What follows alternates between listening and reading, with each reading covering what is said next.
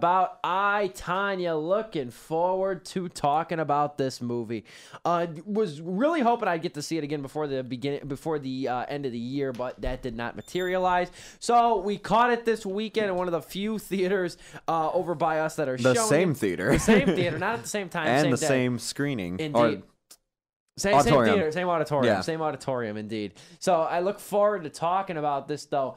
It's about Tonya Harding. Joe, did you know much about Tonya Harding going into this? Okay, I'll tell you right now, the only thing I knew about this was Nancy, what's the last name? Nancy Kerrigan. Nancy Kerrigan. The only thing I knew about this was Nancy Kerrigan's cry where she goes, why? And I only knew about that because South Park played a clip of it one time. That's Really? the only thing I really knew about any of this. Okay, I was going to say that's even a little bit more depth than I did. Because there was a 30 for 30 for this, and I've seen the was? 30 for 30 for the Chicago Bears, the 85 Bears, Yes. and that's fantastic. I didn't see the one for this. Okay, I didn't know that there even was a 30 for 30 for this, though.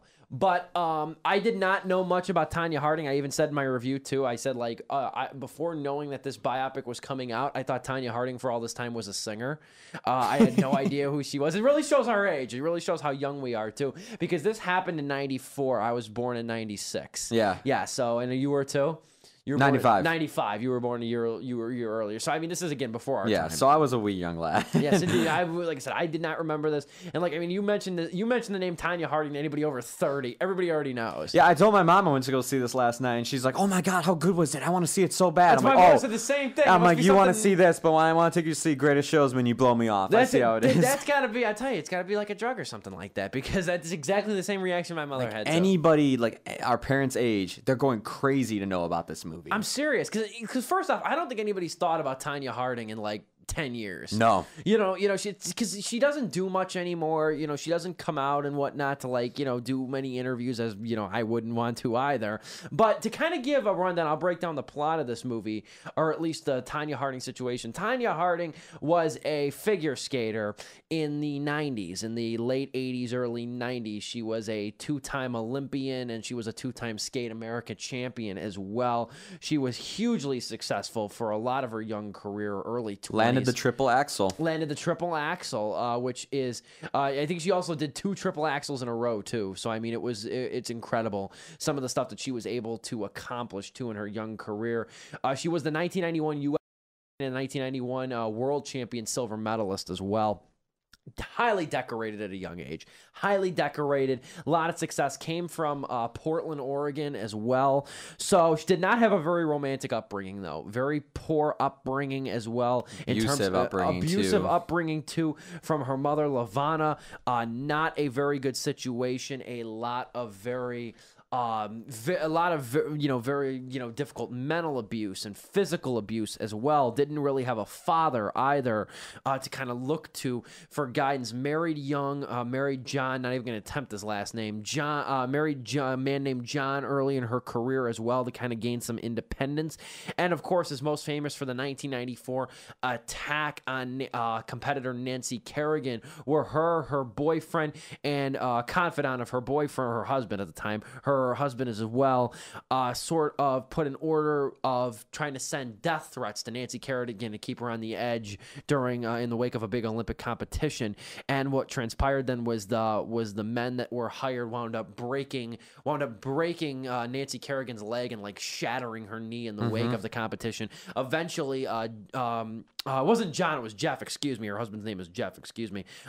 It was eventually Jeff and Tonya wound up being found guilty as being accomplices to that, and it resulted in Tonya Harding being banned for life from the U.S. Figure Skating Association. Lived a life of basically infamy as well, and sort of just completely ended her career as a figure skater very prematurely. So the film accounts for sort of what happened to Tonya Harding's career during this time, and looking at it from when she was young to eventually the 1994 Olympics, when this event did happen, and then a little bit of the aftermath and the trial as well. I want to say this too, interspersed in this movie it's a little odd at first because you're not really sure what the role is though, but interspersed in the movie are the characters who are the actors. Okay, so you got Margot Robbie from Wolf of Wall Street playing Tonya Harding. You got Sebastian Stan playing her husband, Jeff.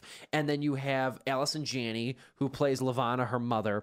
And then you have Paul Walter Hauser as Sean Eckhart as well. And then Bobby Cannavale is another one. As a hard copy reporter. Yeah. So what's interesting how they do this, how they conduct this movie, how Greg Gillespie conducts this film, is what they did was they interviewed the subjects. Tonya Harding, her mother, her ex-husband, they interviewed all the subjects of the movie. They interviewed them extensively. Then they had the actors reenact the interviews. And then they cut it as like a frame story for the movie. Yeah. So very interesting. Very good acting technique, too. Oh, yeah.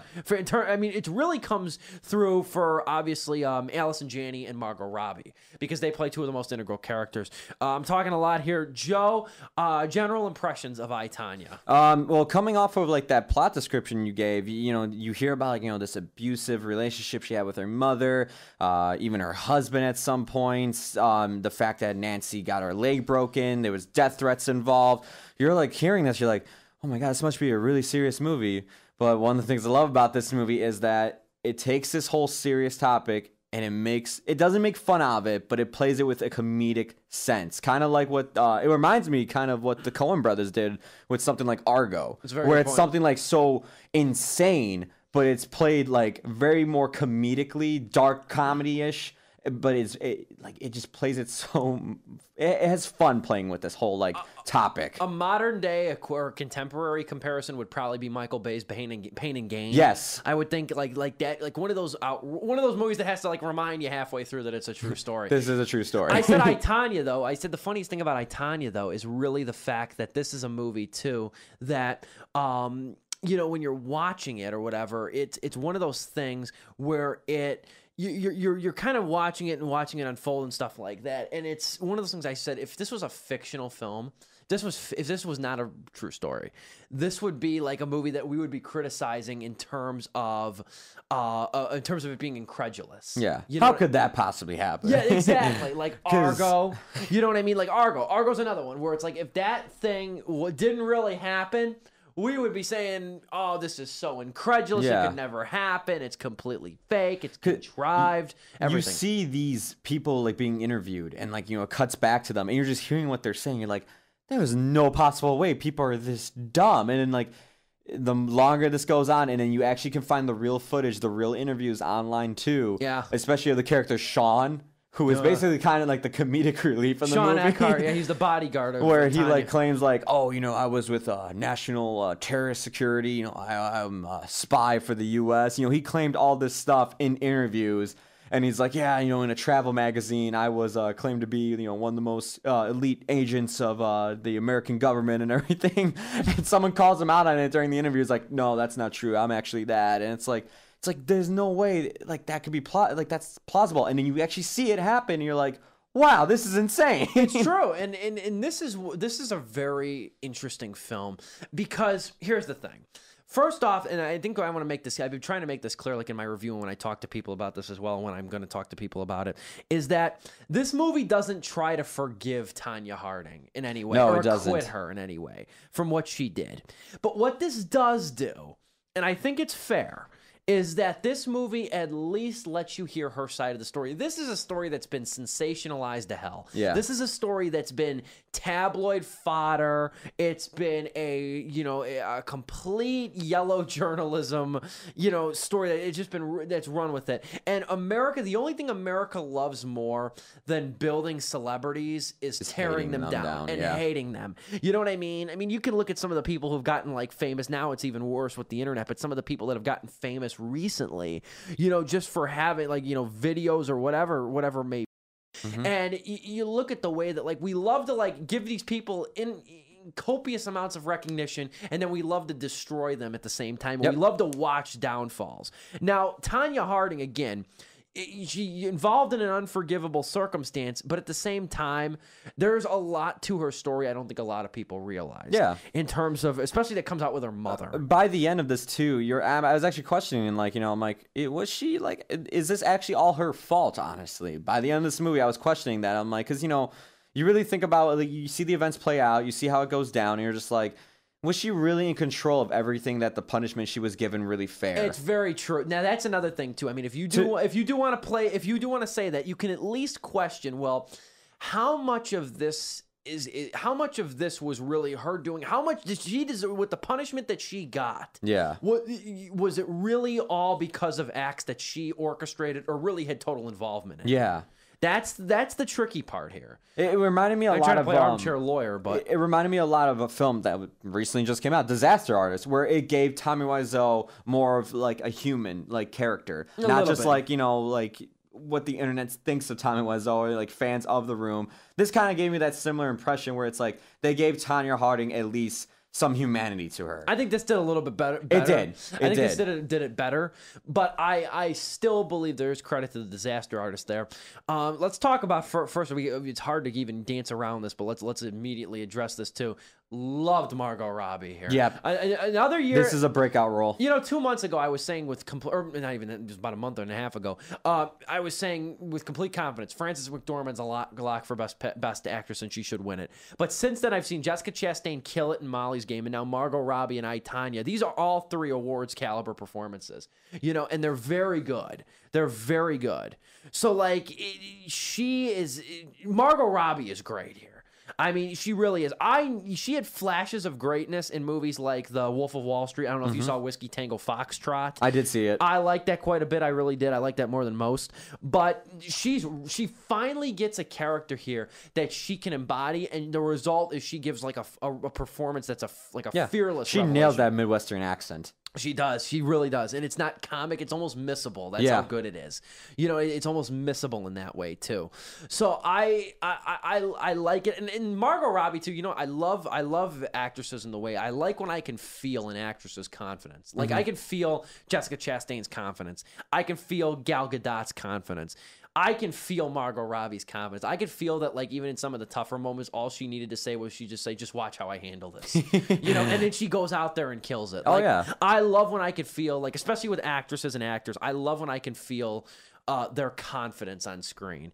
And I think what helps Margot Robbie, too, in a lot of ways, and I think it helps the majority of the cast, is reenacting those interviews. Yeah. And because that they probably had to watch hours of tape to kind of nail those, like, the quirks and the mannerisms and stuff like that. I think that's so good, and I think that's a really interesting technique. I'm not saying it should be in every movie, but what I'm saying is, honestly, that's not a bad technique for actors. It helps you get more into the character, honestly, because you're playing the character after the events of everything, too. It kind of helps you put you in the mindset of them as well. True. I liked it a lot. I liked that technique a lot. It's something that I didn't know I'd like as much as I did. Real quick, too, when they started doing that at the beginning of the movie, I thought for a minute that was actually them. Only because Sebastian Stan was unrecognizable with that makeup on. I was like, I can't recognize him right in front of me. I honestly thought it was the real people themselves. Yeah. That's how good some of the makeup and hair and makeup is really done in this movie. Very true. I mean, this movie is decorated very nicely. A lot of good aesthetics in this too.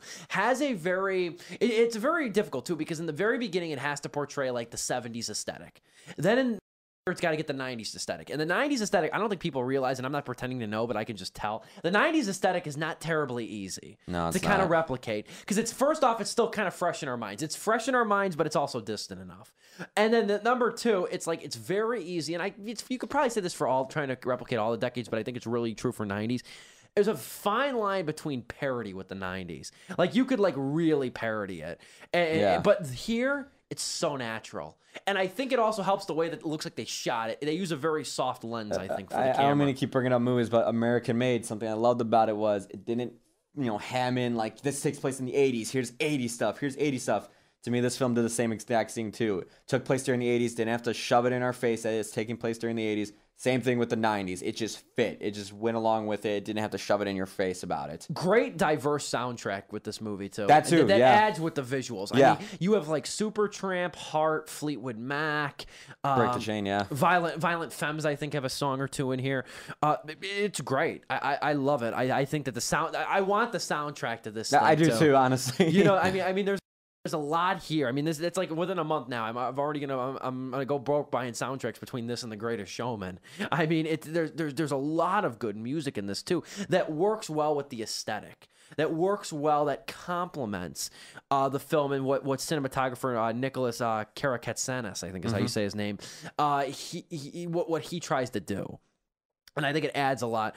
Talk more about some of the other performances in this film, because I know that the other elephant in the room besides Margot Robbie. Let's get to the big one, Allison Janney. Congrats on the Golden Globe win for her. Congratulations, and you rightfully deserve it, honestly. True. I mean, this character, I mean, I want to say a word on air, but I can't. But she is just evil. Yeah, she's evil. She is evil to her own daughter. And like the one thing I like about this movie too is that like you see like Tonya kind of take like some mannerisms from her too, which I really liked a lot. Yeah, you do. Like the way how she reacts to either Jeff, her husband, or the judges is very reminiscent of her mother, honestly. And it's like, the apple does not fall from the tree, honestly, with this. But Allison Janney, she kills it. Anytime she's on screen, you're loving it, and you're also just hating her. Anytime she's off screen, you really want her to come back. There's a moment, she just pops up with the interview clips. She pops up, and she literally says, she's like, yeah, what's happening to my storyline in the movie right now? And I busted out laughing when she came on screen. Yeah, it's true. It just kind of like interrupts everything. You know?